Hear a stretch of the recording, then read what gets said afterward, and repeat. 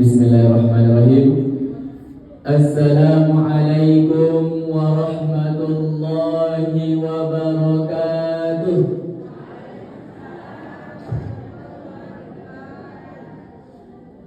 Alhamdulillahi rabbil alamin, alladzi anzala as-sakinata fi qulubil mu'minin, alladzi anzala ala ibadihi kitaban mubina, alladzi ajma'na jami'an fi hadzal makanil mubarak.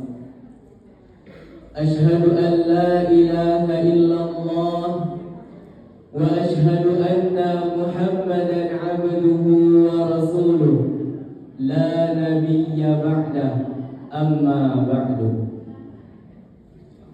Yang terhormat Bapak Pengurus Masjid Raya Darussalam, dan yang terhormat Bapak-bapak, Ibu-ibu jamaah tarwih pada malam hari ini, dan yang sama-sama kita hormati Bapak penceramah inti pada malam hari ini.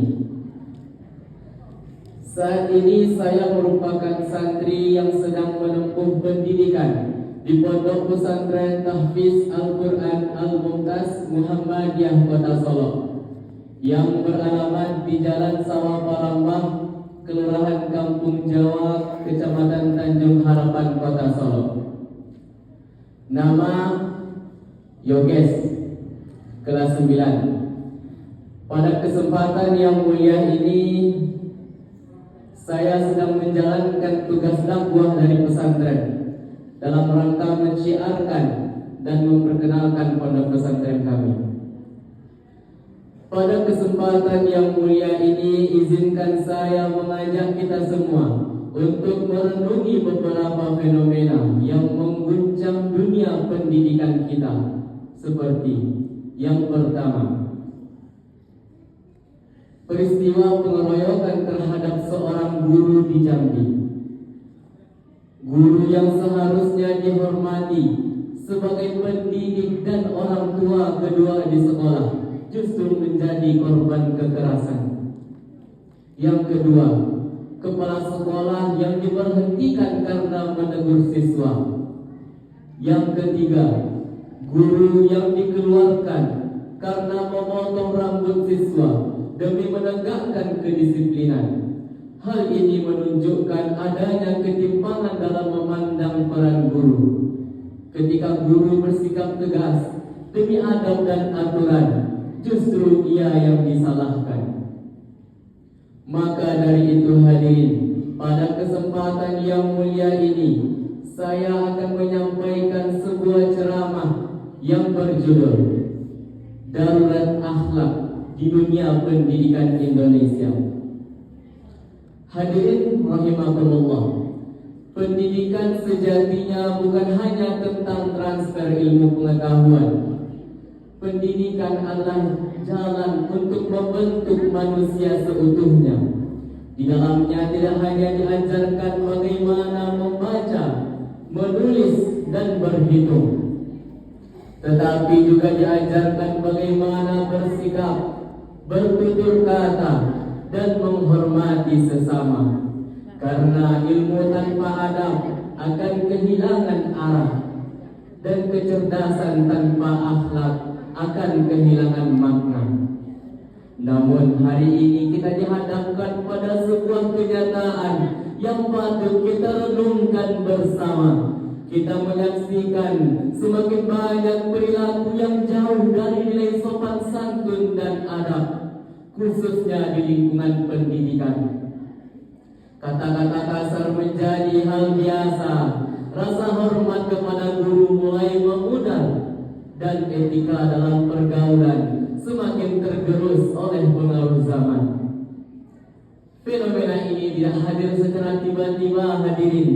Ia tumbuh perlahan ketika nilai adab mulai dianggap sepele, ketika akhlak tidak lagi menjadi prioritas utama dalam proses belajar.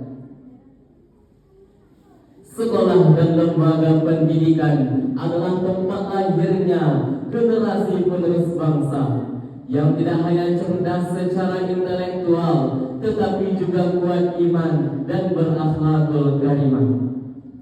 Allah Subhanahu wa taala berfirman dalam Quran surah At-Tahrim ayat 6 yang berbunyi, Ya ayyuhalladzina amanu qu anfusikum wa ahlikum nar, yang artinya, wahai orang-orang yang beriman, peliharalah dirimu dan keluargamu dari api neraka.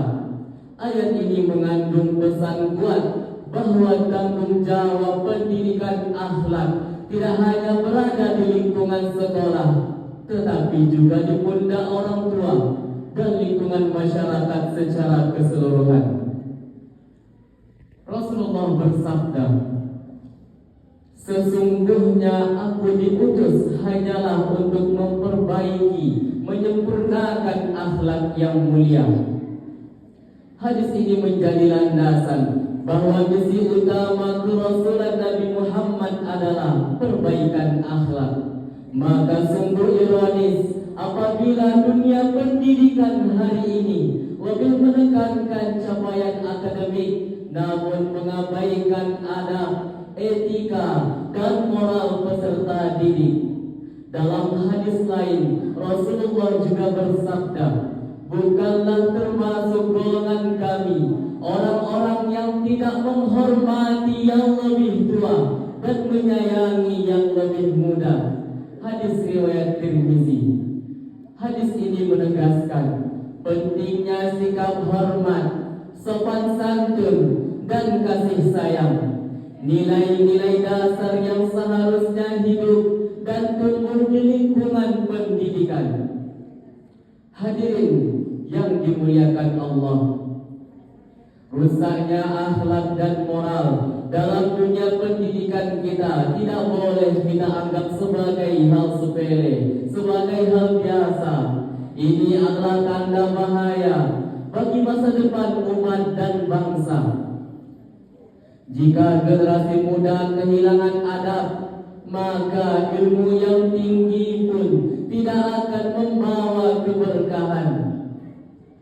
Maka dari itu, mari kita mulai perbaikan dari diri kita masing-masing.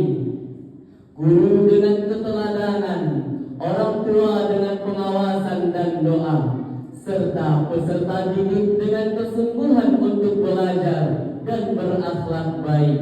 Sebab ilmu tanpa adab, pendidikan tanpa akhlak akan melahirkan kecerdasan yang bernilai dan miskin nurani.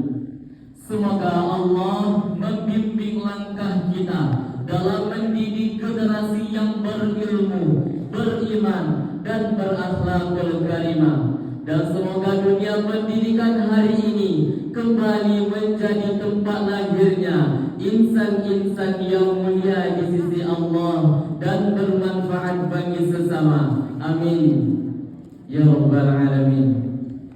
Akhir kata, semoga apa yang saya sampaikan hari ini menjadi pengingat dan perbaikan bagi kita semua. Wallahu a'lam bissawab.